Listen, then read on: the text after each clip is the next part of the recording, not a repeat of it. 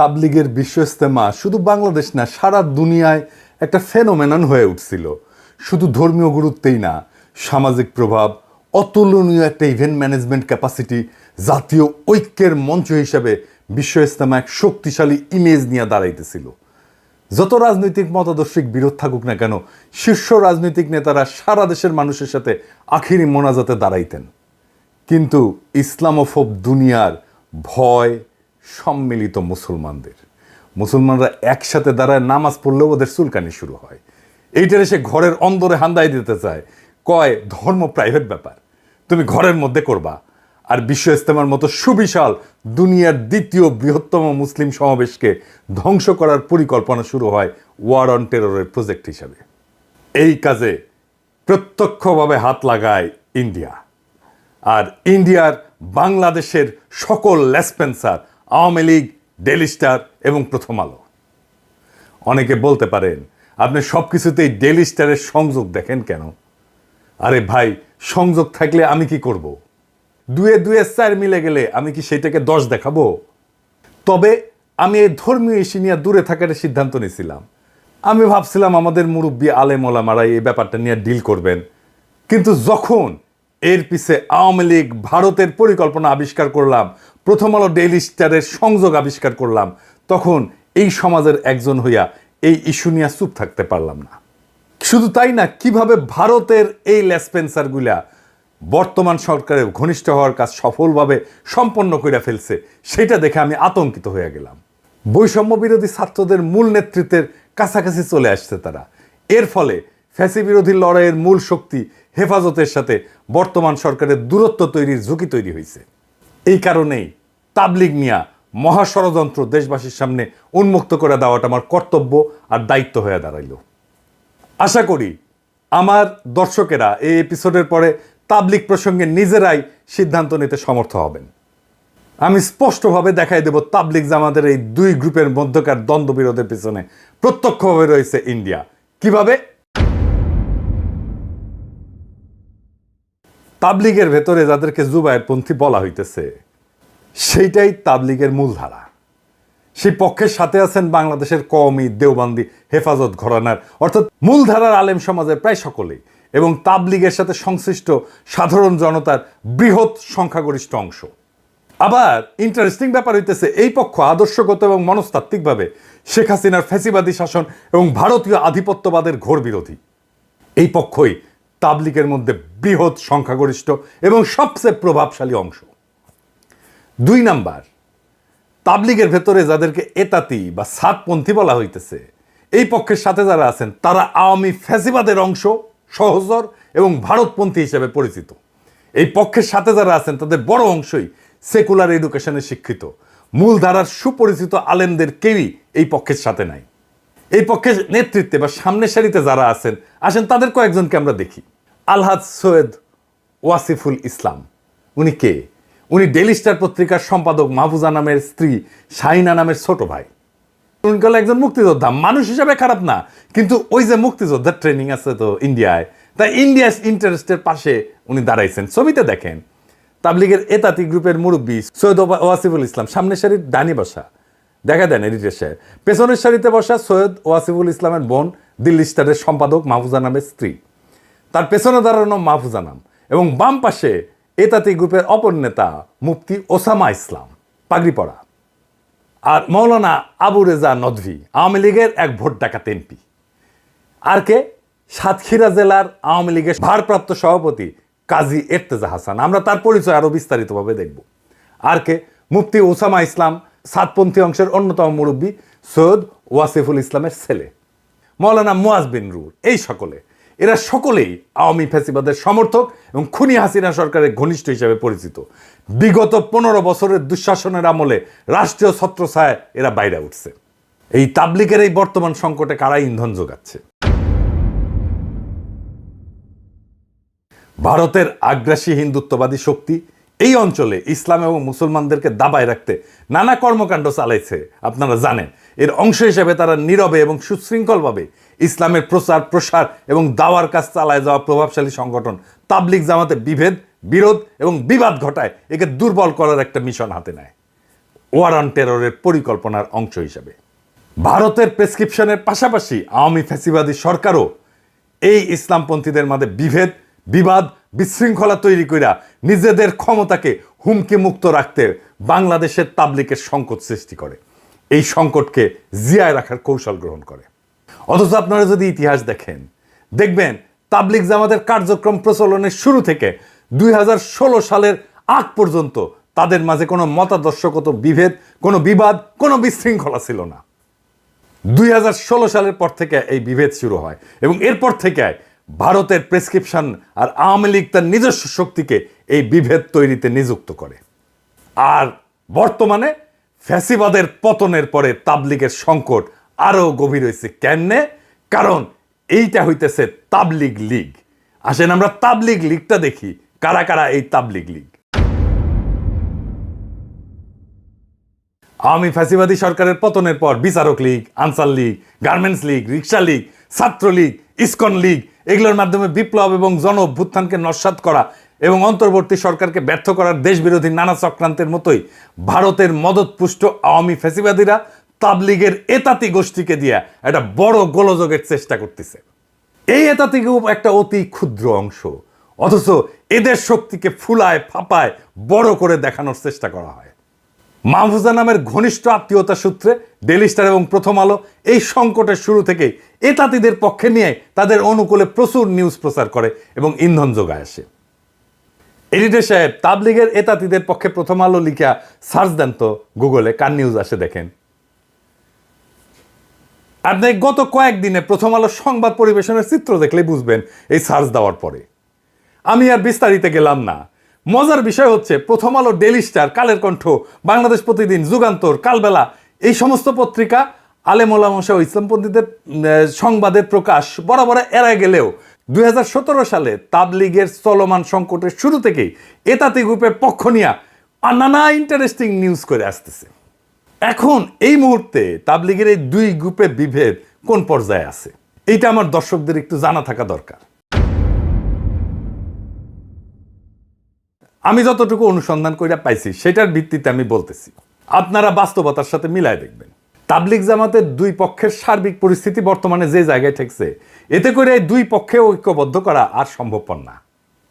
কারণ এক পক্ষে যারা নেতৃত্বে আছেন তারা হইতেছেন মূলধারার আলেম সমাজ এবং অন্য পক্ষের নেতৃত্বে যারা আছেন তারা হইলেন আওয়ামীপন্থী জেনারেল শিক্ষিত। এই আওয়ামীপন্থী অংশকে নিঃশর্ত সমর্থন যোগাচ্ছে প্রথম আলো, ডেইলি স্টার সহ ভারত বান্ধব মিডিয়া সমূহ। কারণ সাধারণ মুসল্লি এদের সাথে নাই বললেই চলে, এদেরকে জিয়ায় রাখছে প্রথম আলো, ডেইলি স্টার সহ ভারতপন্থী মিডিয়াগুলা। আসেন এবার এই এতাতি নেতা একজন সৈয়দ কাজী ইরতেজা হাসানকে দেখি। আসেন তার কিছু ছবি দেখি। দেখেছেন হাসিনার সাথে জননেত্রী শেখ হাসিনার ধর্মচিন্তা নামে বইও লিখছে, দেখেছেন? সাতক্ষীরার 2 আসনে আওয়ামী লীগের মনোনয়ন জমা দিতেছে। দেখেন এতাতিদের পৃষ্ঠপোষকতায় অনন্ত জলিলও আছে। অনন্ত জলিল মাঝে মাঝে দেখেন না ধর্ম নিয়ে সিক্কুর পারে, কেন? এই যে এই এতাতিদের সাথে আছে। অনন্ত জলিলের দেখে আবার অনেকে গইলা যায়, কারণ অনন্ত জলিল এই ইরতেজা হাসান আর মুফতি ওসামা ইসলামের বন্ধু। এতাতি নেতারা আবার সিনেমাও বানায়, দেখেন, দেখেছেন? আবার ওইটা আবার অনন্ত জলিল প্রমোট করে, চমৎকার ডিস্কো হুজুর আর কি। জালিয়াতি আর প্রতারণার অভিযোগে গ্রেপ্তার করা হয়েছিল এই ইরতেজা হাসানকে। হাসিনাই গ্রেপ্তার করছিল, মানে কত কেন বড় হইলে যে আর এটা উপেক্ষা করে রাখতে পারে নাই। হাসিনার সাথে নিয়মিত সফরে যাইতো ইরতেজা, আরব আমিরাতে গেছে, ইন্ডিয়া সফরে গেছে। তার প্রতারণার বিরুদ্ধে ঢাকায় মানববন্ধন পর্যন্ত হয়েছে। দেখেন দেখেন কি কয়, জাতির পিতার রক্ত দিয়া আরো বেশি ঋণী করে গেছেন ইরতেজা হাসান। এই কাজী ইরতেজা হাসান আওয়ামী লীগের ধর্ম বিষয়ক উপকমিটির সদস্য, সাতক্ষীরা জেলার আওয়ামী লীগের ভারপ্রাপ্ত সভাপতি হইতেছে এই ইরতেজা হাসান। ওর তো এখন জেলে থাকার কথা। আবার প্রথম আলো তারা কেমনে প্রমোট করে দেখেন, জামিন পেয়েছে এটা মামলায়, সেটাও এত বড় নিউজ করেছে। আরে আশ্চর্য ব্যাপার, দেখেছেন কারো জামিন পেলে এত বড় নিউজ করে? না জানি ওই একটা কোন বড় একটা তালে বড় এসে গেছে। এখন দেখেন প্রাইভেট স্পেসে বাসার মধ্যে ছবি তুলে খাতির করে হাসনাত, সার্জিস, আসিফ। আসিফ কি খুশি ছবি তুলে, দেখছেন? এমন কি আসিফ নজরুলের সাথে ঘনিষ্ঠতা দেখেন। এখন কইতে পারেন আপনারা রাজনৈতিক নেতা হইছেন, পরিচিত ফিগার হয়েছেন, পাবলিক ফিগার হয়েছেন, আপনার সাথে তো পাবলিক এসে ছবি, আরে ভাই এটা তো প্রাইভেট স্পেসে বার্সার মধ্যে ছবি দেখেন। এইভাবে প্রাইভেট ছবি তোলার আগে তো তার ব্যাকগ্রাউন্ড চেক করা যায় যে এই লোকটা কে। এখন দেখেন আওয়ামী নেতার সাথে, দেখেন ফজলে নূর তাপসের সাথে, সাকিব আল হাসানের সাথে, হাসান মাহমুদের সাথে, এমনকি মরে গেছে যে নাসিমুল লগে কি মাখামাখি। সুতরাং এই যে বিবাদে যদি দেশ বরণ্য গ্রহণযোগ্য আলেম এবং দায়িত্বশীল বর্গ আগায়ও আসে, এই দুই পক্ষকে ঐক্যবদ্ধ করার উদ্যোগ সফল হবে এটা কখনো আশা করা যায় না। কারণ এটা তো বুঝলেন যে এই বিভেদ বা বিবাদটা চাপায় দেওয়া আধিপত্যবাদী হিন্দুত্ববাদী শক্তি এই বিভেদটা চাপায় দিছে। এখন এই পর্যায়ে কি করা যায়, এটা একটা সলিউশন তো করতে হবে। ভাই আমি তো ডাইরেক্ট অ্যাকশনের লোক, এই এরতেজারে 3rd ডিগ্রি দেওয়া উচিত এক্ষুনি। তারে তো হাসিনাই ধরেছিল, ওই মামলা আজকে ওরা প্যাকেট করেন। এই ভিডিও যাওয়ার পরে যারা বিভ্রান্ত ছিলেন সাধারণ মুসলমান সমাজ, তারা সরে যাবে এই এরতেজাদের পিছন থেকে, অনেক বিষয় ক্লিয়ার হয়ে যাবে। এখনই সময় ইন্ডিয়ান ষড়যন্ত্রকে প্যাকেট করে দেওয়া পুরাপুরি। কারণ আমাদের তো তাবলিগকে রক্ষা করতে হবে, আমাদের সেই আগের ঐতিহ্যকে ফিরে আনতে হবে। এর বাইরে যদি ডাইরেক্ট অ্যাকশনে না যান, তারও পথ আছে। সরকার গ্রহণযোগ্য আলেমদেরকে নিয়ে একটা উদ্যোগ নিতে পারে। সেই ক্ষেত্রে জাতীয় স্তরে গ্রহণযোগ্য এবং তাবলিগের বাইরের আলেমদেরকে সম্পৃক্ত কইরা মতামত বা পরামর্শ চাওয়া যেতে পারে এবং তাদের মাধ্যমে পাওয়া প্রস্তাবনা দিয়া সমাধানের উদ্যোগ নেওয়া যেতে পারে। যেই মুরব্বীদের নিয়ে উদ্যোগ নেওয়া যাইতে পারে, আমি কয়েকটা নাম বলি, আর দেখেন এটা আরো কিছু যুক্ত করতেও পারেন, কিন্তু আমি কয়েকজনের নাম বলতেছি। 1 নাম্বার, এর ধর্ম উপদেষ্টা তো থাকবেনই এখানে, হ্যাঁ, যে ডক্টর আফামা মাওলানা খালেদ হোসেন উনি থাকবেন। 2 নাম্বার, জাতীয় মসজিদ বাইতুল মোকাররমের খতিব মুফতি আব্দুল মালিক উনিও থাকবেন। সর্বোচ্চ কওমি মাদ্রাসার যে শিক্ষা বোর্ড হায়াতুল উলউইয়ার চেয়ারম্যান এবং বেফাক বোর্ডের সভাপতি মুফতি মাহমুদুল হাসান উনিও থাকবেন। আর দেশের প্রাচীন বৃহৎ মাদ্রাসা হিসেবে সমাদৃত হাটহাজারী মাদ্রাসার পরিচালক এবং পটিয়া মাদ্রাসার পরিচালক ওনারা থাকবেন। ইসলামিক ফাউন্ডেশনের গভর্নর এবং বোর্ড অফ গভর্নর্সের সদস্যবৃন্দ থাকবেন। তবে এখানে আমি একটা জিনিস একটু বলে রাখি, কিছু মনে করেন না। আমি যে বিষয়টা বলে রাখতেছি এটা সতর্কতা হিসাবে, মানে আপনাদের সাথে মহব্বত নাই আমার এই বিষয়টা এরকম মনে করেন না। যেমন ধরেন, যদি এটা সত্যিকার অর্থে সমাধান করতে চাই, তাহলে জাতীয় স্তরে সুপরিচিত গ্রহণযোগ্য ইসলামিক ব্যাখ্যিত আলেম বাছাই করার সময় কয়েকটা বিষয় একটু খেয়াল রাখতে হবে, একটু মেহরবানি কইরা। যেমন ধরেন আহলে হাদিস মতবাদপন্থী, মাজারপন্থী বা জামাত ইসলামী ঘরানার কাউকে রাখাটা ফলপ্রসূ হবে না। এই জন্য না যে আমি ওনাদের মহব্বত করি না, সেই জন্য তা না, ওনাদের বাইরে রাখতে বলছি কারণ এই 3 মতাদর্শের লোকজন তাবলিগ জামাতের কার্যক্রমকে পছন্দ করেন না। তাই এই সমস্যা সমাধানের ক্ষেত্রে, কার্যকর সমাধানের ক্ষেত্রে আন্তরিকতা দেখাতে পারবেন বা তাদের ইনপুটটা কাজে লাগবে, এইটা আমার সন্দেহ আছে। তো ওনারা বাইরে থাকলেই ভালো আর কি, এটা যাদের অ্যাফেয়ার্স তারাই এটা ম্যানেজ করলেন। তো এই সংকটের সমাধান কিভাবে হইতে পারে সেটা মুরব্বীরা আলাপ করবেন। আমি এটা রাস্তা বাতলাই দিতে পারি যেভাবে হইতে পারে আর কি। দেখেন, শুনে দেখেন, ভালো লাগলে নেবেন, না লাগলে ফেলা দেবেন, কোনো অসুবিধা নাই। আসেন সেটা কি হইতে পারে সেটা দেখি। যেহেতু আমরা আগে দেখছি যে 2 পক্ষকে একীভূত করা অসম্ভব, সুতরাং এর স্থায়ী সমাধান করতে হলে বিশেষভাবে কেন্দ্রীয় মার্কাজ মসজিদ এবং ইজতেমা মাঠ পৃথক করার উপরে 2টা পদক্ষেপ নিতে হবে। 1 নাম্বার, কাকরাইল মসজিদ, যেটা বিপুল সংখ্যাগরিষ্ঠ ওলামায়ে কেরাম, তার নেতৃত্বাধীন পক্ষকে কেন্দ্রীয় কার্যক্রম চালানোর জন্য সম্পূর্ণভাবে ছেড়ে দিতে হবে। রাজধানী ঢাকা পৃথক অন্য একটা মসজিদকে নির্বাচন কইরা সাতপন্থীদেরকে তাদেরকে কার্যক্রম পরিচালনার জন্য পৃথক করে দেওয়া যেতে পারে।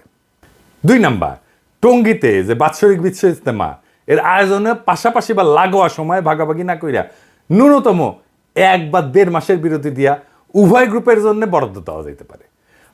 তবে সবচেয়ে ভালো হয় টঙ্গীর বিশ্ব ইজতেমা স্থল বিপুল সংখ্যাগরিষ্ঠ ওলামায়ে কেরাম এর নেতৃত্বাধীন পক্ষকে ছেড়ে দিয়া সাতপন্থীদের জন্য পৃথক ইজতেমা ময়দান নির্ধারণ করে দেওয়া। এইটা আলাপ আলোচনার মাধ্যমে এই 2টা সিদ্ধান্ত যদি নেওয়া যায়, আশা করা যায় তাবলিগ নিয়ে 2 গ্রুপের চলমান সংকট মোটা দাগে সমাধান হয়ে যাবে। তারপরে যত দিন যাবে আস্তে আস্তে আস্তে আস্তে এই বিষয়টা সেটেল করে যাবে। কারণ ইতিমধ্যে জেলা পর্যায়ে এই 2 গ্রুপের মার্কাজ মসজিদ কিন্তু পৃথক করা হয়ে গেছে এবং যে কারণে জেলা পর্যায়ে বিশৃঙ্খলা বা সহিংসতার তেমন কোনো খবর পাওয়া যায় না। এটা কিন্তু মোটামুটি জেলা পর্যায়ে সেটেল, কেন্দ্রীয় পর্যায়ে এসে সেটেল হয় নাই। তাই কেন্দ্রীয় পর্যায়ে এই পদক্ষেপগুলো নিলে এটা সেটেল হয়ে যাবে আমি আশা করি। রাজধানীতে 2টা জিনিস, কেন্দ্রীয় মার্কাজ মসজিদ এবং ইজতেমার মাঠ, এটা যদি পৃথক করা না যায় তাহলে তাবলিগের চলমান সমস্যার সমাধান আসবে না, হবে না, বরং এইটাকে পুঁজি কইরা বিভিন্ন সুযোগ সন্ধানীরা উভয় গ্রুপকে নানাভাবে প্ররোচিত কইরা সমস্যাকে জিয়ায় রাখবে বা আরো প্রকট করতে চাইতে পারে। তাবলিগের উপরে যে কালো ছায়া নামছে ভারতের পরিকল্পনায়, তা আমাদের দূর করতে হবে। আমাদের হারানো ঐক্যের ঐতিহ্য পুনরুদ্ধার করতে হবে, আর এটা করা খুবই সম্ভব। আপনারা জানেন সমস্যা কোথায়। সমস্যার উৎস যদি চিহ্নিত করা যায়, তাহলে সমাধান করলে অর্ধেক হইয়া যায়। আমার মনে হয় আমি সমস্যাকে চিহ্নিত করে সমাধানের পথ দেখাই দিতে পারছি। এখন বাকি কাজটা মুরব্বীরা যদি শুরু করেন, তাইলে দেশের একটা বড় সমস্যার সমাধান হইয়া যায়। এবং আমরা কলে আপনাদের দিকে তাকায় আছি, সারা দেশের মানুষ তাকায় আছে। সমস্যাটা মেহরবানি কইরা মুরব্বীরা আপনারা সমাধান কইরা ফেলে আমাদেরকে স্বস্তি দেন, দেশবাসীকে স্বস্তি দেন এবং ঐতিহ্যকে পুনরুদ্ধার করেন এবং ভারতের এই শয়তানি প্রকল্প রুখে দেন। দেশবাসী আপনাদের পাশে থাকবে। ইনকিলাব জিন্দাবাদ।